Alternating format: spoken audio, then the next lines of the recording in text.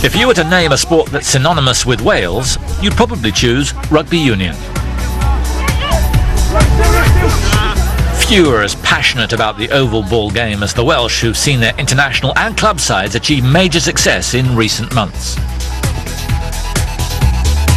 At the same time, though, football has been making quite an impression on the people of the Principality.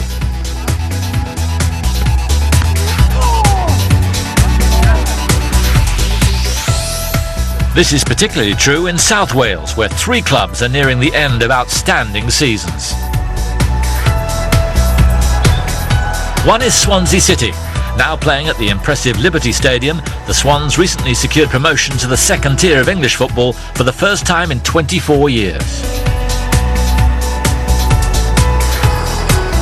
Cardiff City are also in the headlines. Playing in the shadow of rugby's Millennium Stadium, the Bluebirds will head to Wembley in May to contest England's FA Cup final. And completing the trio is Llanelli AFC, who play their football in the Welsh League.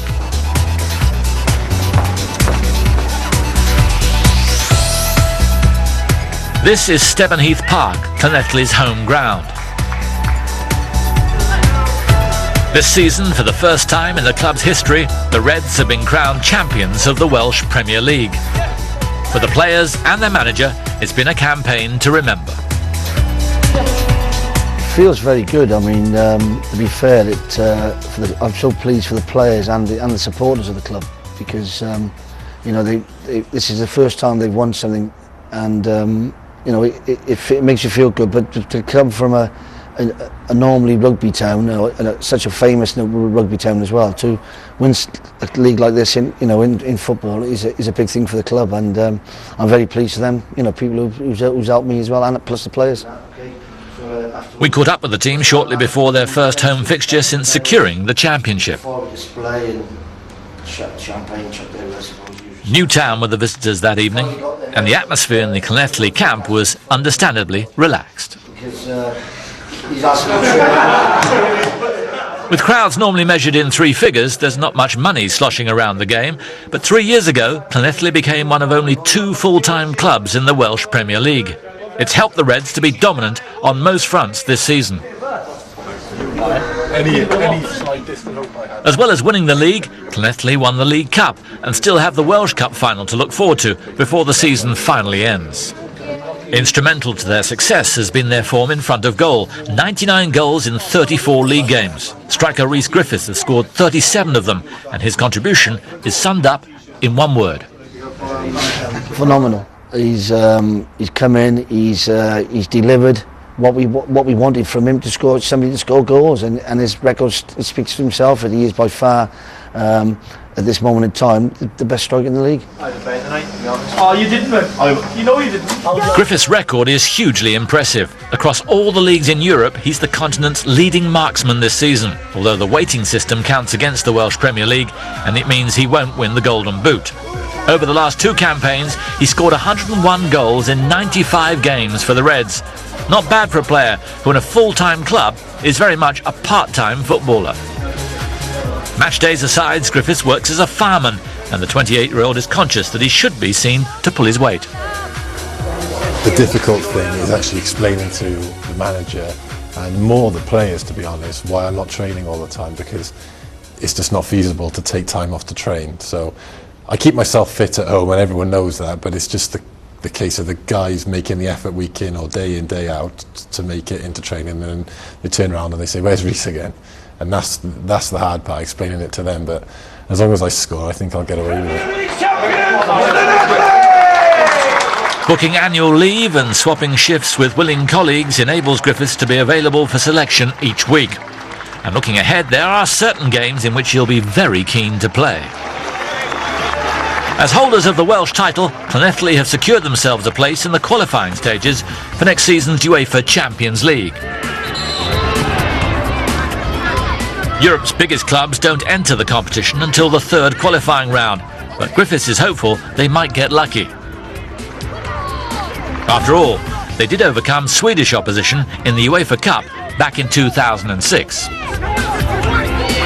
There's some good teams to play in the first qualifying round, but if you can manage to get through that, which is going to be a tall order, whoever we get. But if we can manage to get through that, then you really have got some opportunities to play against teams and players, which are, players at our standard can only dream of. It's the trophy at the end of our season in the Welsh Premier League to be able to play in Europe, because a lot of the really good professionals who play in England, even in the Premier League, they never get the chance. So to play in Europe's great, yeah. Just as they had been throughout the season, Llanelli were always in charge against Newtown.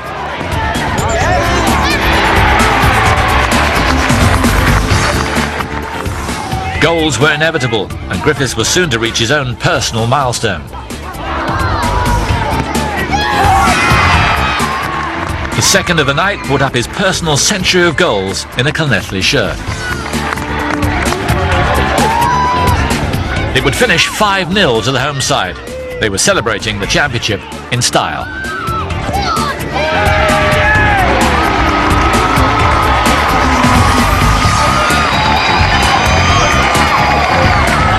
And all this in front of over 700 fans, Llanelli's biggest crowd for a league game this season.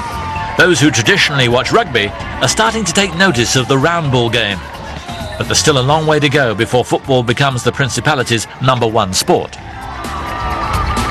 I think rugby's still the dominant sport. There's so much history of success with the rugby that it's not going to turn that quickly. But having said that, there's no reason why people can't enjoy both, and I think that's what's happening. I've been meeting fans of rugby, fans of the Scarlets, fans of the Ospreys, who are now sort of taking notice of the football, and I don't see why the fans can't sort of watch the football when the rugby's playing away and they can't make it, or perhaps on the night where the rugby's not playing.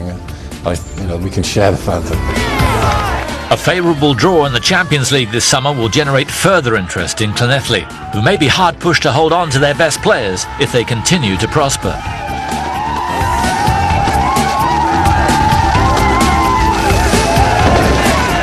And if they do, expect a few new fans to find their way to Stevenheath Park. The Reds will always be ready to entertain you.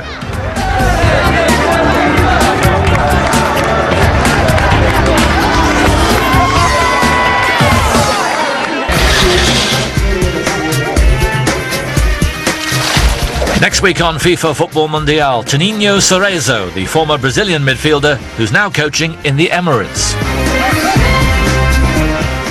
And we catch up with Portsmouth and Ghana's Lord of the Dance, Suleiman Tari. See you then.